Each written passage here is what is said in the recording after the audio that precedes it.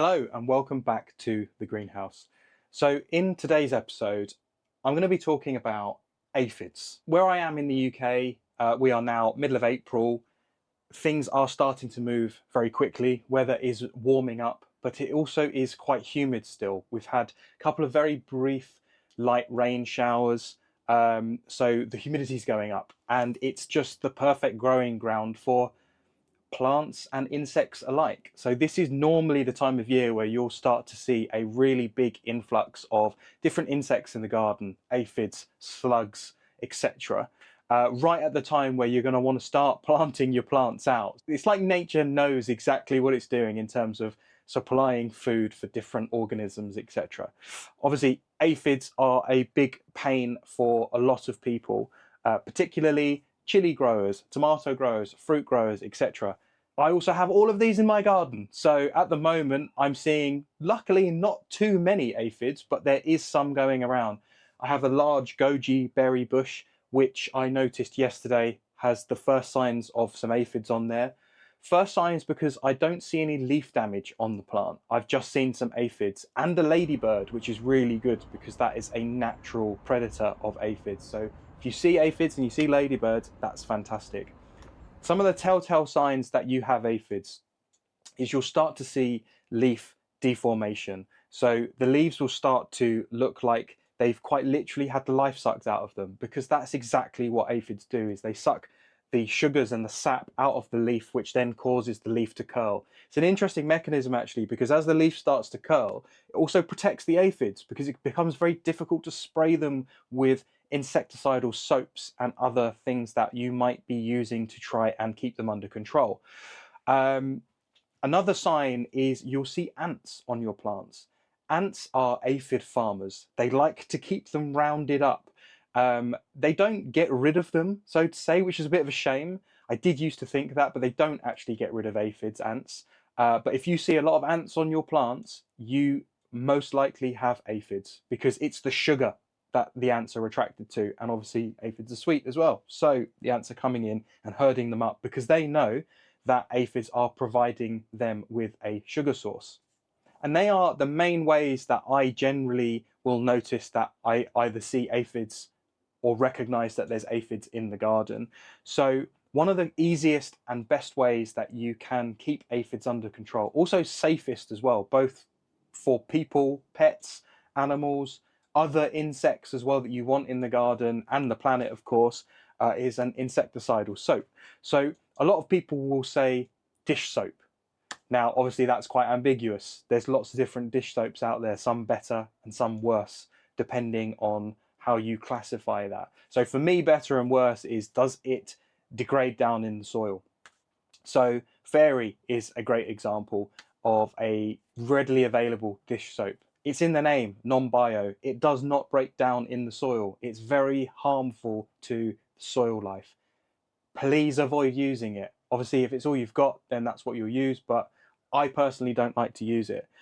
I actually make my own soap using an old style recipe, actually following the JADAM soap recipe. So this is known as JWA, or JADAM Wetting Agent. So this is a standard batch that I made using that recipe. And then I also made a secondary batch using neem oil. So in the standard batch, it uses rapeseed oil, hence it's very clear and yellow. And with neem oil, it's very dark brown and not quite as clear, because there's a bit of sediment in there. The reason why I used neem oil is generally used as a oil that you can mix with water, shake it and spray. Neem oil contains a lot of a compound called azadirachtin, which soft shell body insects do not like, and it also harms them. So it's a great combination to be able to use. But obviously, as you will know, oil and water do not mix. So taking a teaspoon of neem oil, putting it in your water, giving it a shake might work on the first attempt, but obviously it will separate out and you'll see the oil floating on the surface of the water.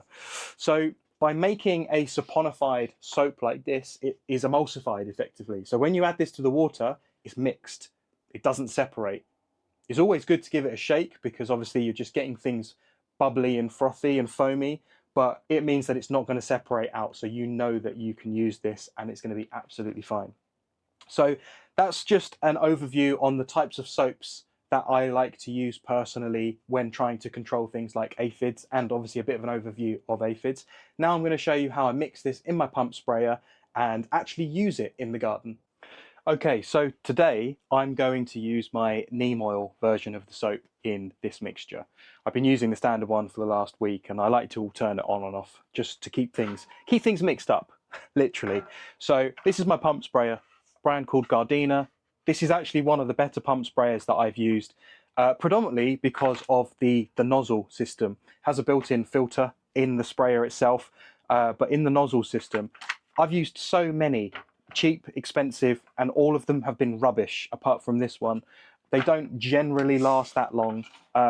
Again, you know, you really all you're doing is using this for spraying, so there's not really a lot that can go wrong with it, but sometimes things can get clogged up, and also sometimes the fittings and fixtures just aren't very good quality, so they don't last very long. Right, so adding the soap. So what I've got here is just a little measuring cup. Now you can't see it, but there's some increments of millimeters on the side just here. This maximum is 100 millimeters. Now for the JWA style soap, for a normal solution, so normal solution situation would be somewhere where you've just noticed some aphids in the garden, you haven't got an infestation, but you've noticed some and you need to start acting quite quickly.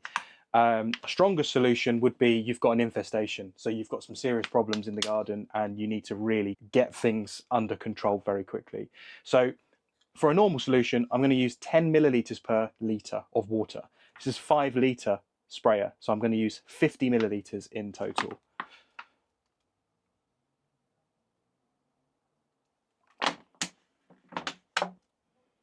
So that's my soap mixture. Now I'm just going to fill it up with water. The other thing that's worth mentioning about this JWA style soap actually, which I completely overlooked earlier, so I'm quite glad I remembered it, is you have to use soft water. So either you've pre-treated your water to remove the calcium and the magnesium so it's soft, or you're using pure rainwater. This soap will not work if you use hard water, if it's not soft water. What you'll actually notice is when you add the soap to the water, or the water to the soap, whichever way around, it instantly becomes very white and very cloudy. It removes the vast majority of the foaming soapy effect, and that soapy foaming effect is what is harmful and stops the bugs like aphids. So if you're using hard water, you dramatically decrease the effectiveness of this solution. So using rainwater is really, really important. Failing that, some sort of treated soft water will work absolutely fine, but obviously there's a cost and a process to that, where rainwater, if you're collecting in your water butts, you've got it available, so it's fantastic. So a top tip that you really do need to know if you're using soap like this. So I've got my water jug of rainwater, and I'm just cleaning out my measuring cup as well and filling the sprayer with my water.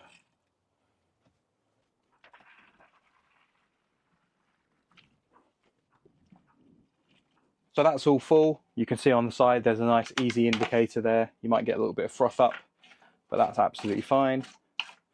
And that is our pump sprayer ready to go. So I'll show you what we're going to be spraying in the garden now. So as I said before, one of the things that I've noticed the aphids on is the goji berry bush, and this is the goji berry bush here behind this beautiful little plum tree. So in this bed, this has got the first sign of some aphids. So let's see if you'll be able to see it. You can just see them in the leaves hiding. So as I was saying before about the leaf deformation, this hasn't got deformed leaves yet, so I've really caught this early, so I'm very happy about this.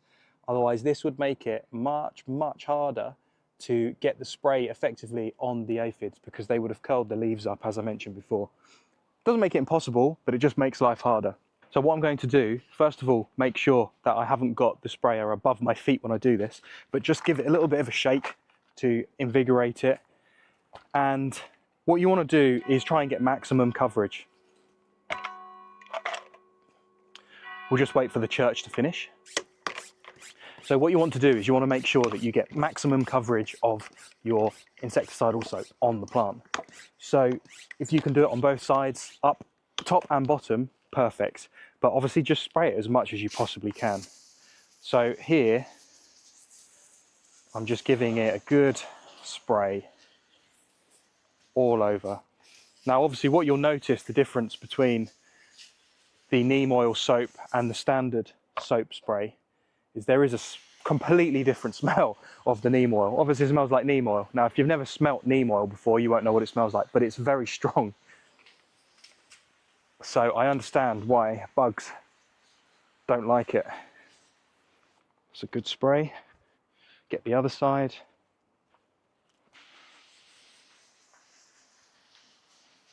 And when you do this, you'll notice that the leaves will become very glossy. And the great thing about the JWA solution is it breaks the surface tension of the water. So what it means is you don't get droplets, you just get total coverage. And I actually really am taking a lot of care to try and get into the middle of the leaves where we could see those aphids hiding.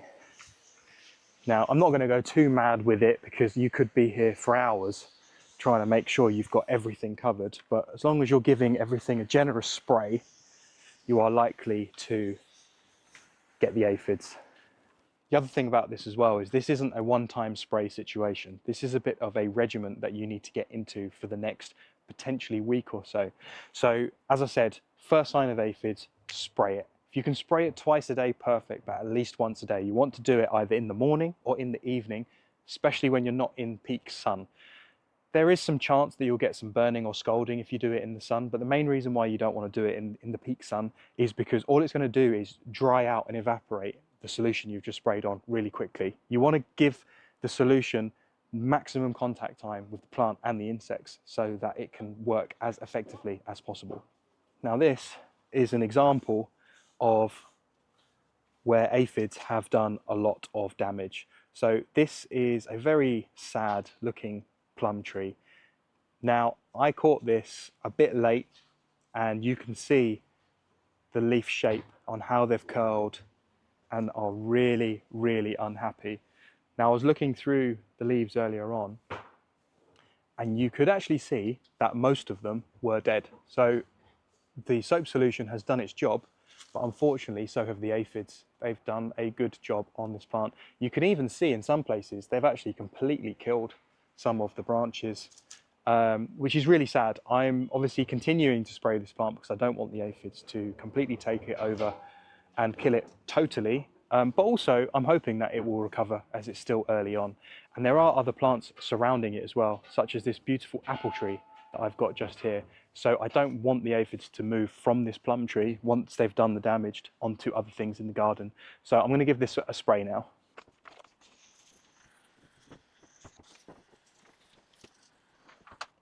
Okay, so that was an introduction to early spring insects, aphids, and insecticidal soap.